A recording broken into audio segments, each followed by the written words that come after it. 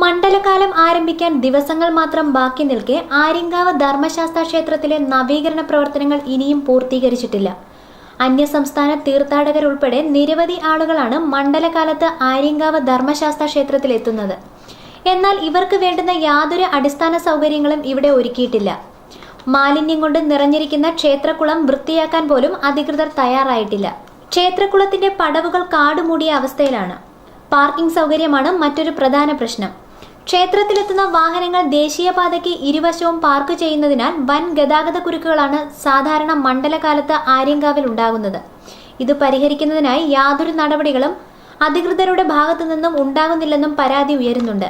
ക്ഷേത്രത്തിൽ നിന്നും 200 മീറ്റർ അകലെയായുള്ള വനം വകുപ്പിന്റെ തടി ഡിപ്പോയിൽ വാഹനങ്ങൾ പാർക്ക് ചെയ്യാൻ സൗകര്യമൊരുക്കിയാൽ ഒരു പരിധിവരെ ഗതാഗതക്കുരുക്ക് പരിഹരിക്കാൻ കഴിയുമെന്നും ചൂണ്ടിക്കാണിക്കപ്പെടുന്നു. ഈ വർഷം മുതൽ തീർത്ഥാടകർക്ക് വിരിവയ്ക്കാനായി താൽക്കാലിക പന്തൽ ഒരുക്കുമെന്ന് അധികൃതർ പറഞ്ഞിരുന്നെങ്കിലും ഇതിനായുള്ള യാതൊരു നടപടിയും അധികൃതരുടെ ഭാഗത്തു നിന്ന് ഉണ്ടായിട്ടില്ല. മേജർ ക്ഷേത്രങ്ങളിലൊന്നായ ആര്യങ്കാവ് ധർമ്മശാസ്ത്ര ക്ഷേത്രത്തോട് അധികൃതർ കാട്ടുന്ന അവഗണന വൻ പ്രതിഷേധങ്ങൾക്കും ഇടയാക്കിയിട്ടുണ്ട്. News bureau, Aryankavu.